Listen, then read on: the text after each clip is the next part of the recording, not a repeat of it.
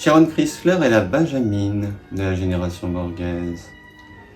Née le 17 Cancer 400 à Caracas, dans une famille d'artistes vénézuéliennes, elle débute sa carrière dans la célèbre saga populaire La haine en héritage.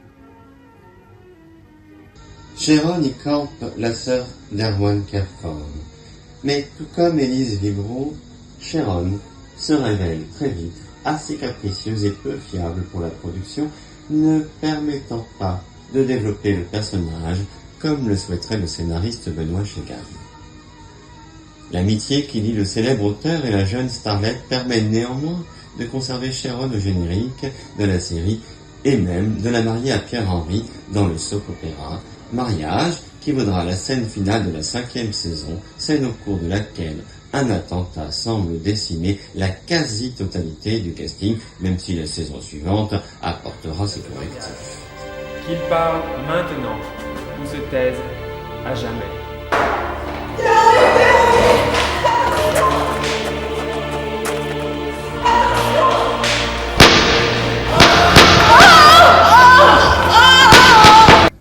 L'artiste très populaire va pourtant connaître une carrière d'actrice du petit écran assez limitée. C'est sur scène et dans la chanson qu'elle va déployer tout son talent. Je rêve d'autrefois, oui mais je le suis ça. C'est du passé, nos vies sont partagées entre une histoire de cours et une amitié. Chanteuse et danseuse, elle brille sur les scènes des cours des fans et du cours Vision où elle donne des prestations délirantes, arborant des tenues invraisemblables, occupant l'espace avec un charisme étonnant. Au cours Vision, elle obtiendra la victoire en 466 avec sa chanson L'homme idéal, écrite pour elle par Benoît Chegan et qui est encore l'une des chansons neustriennes les plus chantées, reprises notamment dans Parole. Ton ardeur à faire des carnages, m'invitant à une gorge profonde, un peu moins de cours et plus de fesses. Tous ces hommes qui aiment se costumer manquent parfois de rudesse. Ah, si t'étais un homme.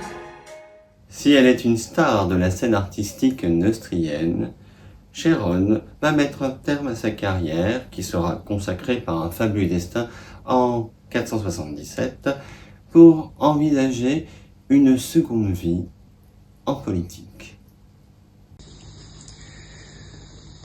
Veuve de son premier mari, qui a eu un rôle éphémère dans La haine en héritage, elle épouse le chancelier Esteban Fongin en 458. Elle entreprend de devenir ministre des Affaires sociales en 461, gouverneur de Westphalie en 462, puis députée en 464 et sénatrice en 465. Cette nouvelle vie s'accorde au changement profond d'une société qui se détourne du monde artistique neustrien pour revenir aux fondamentaux sous la tutelle du chancelier Esteban Fongin, restaurant la monarchie et la politique dans leurs prérogatives prioritaires.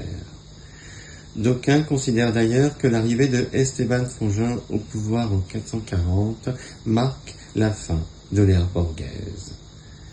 Sharon sera ainsi les deux faces de cette pièce qui aura basculé dans une nouvelle ère.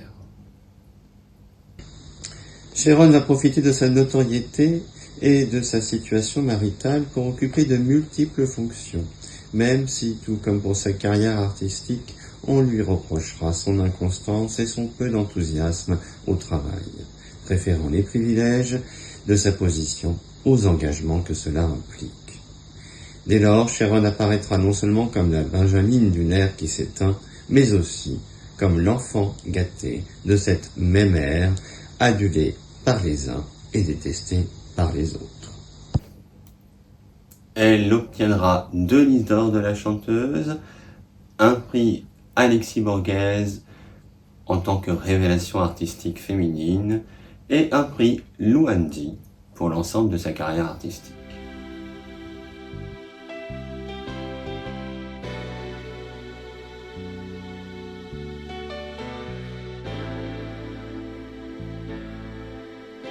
Elle meurt le 26 Verseau 505, à 104 ans, recluse depuis des années dans sa villa vénézuélienne, rarifiant ses apparitions, fidèle à ses caprices, qu'elle aura eu tout au long de ses carrières tant artistiques que politiques.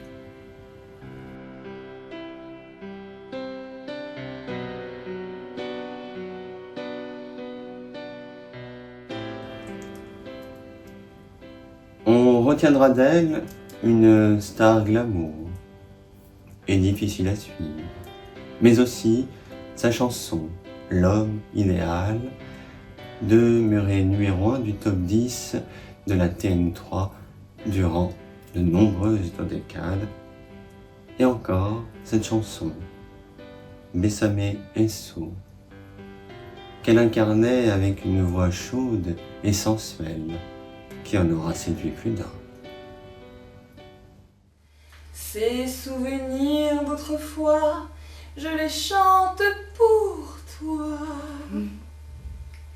Bésame, bésame eso, de cette histoire de cour qui s'éloigne de moi.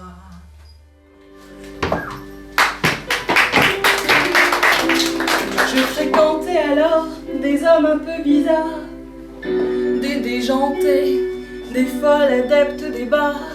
On menait la vie de château, des vies de stars. Ce n'était que des strass de bazar.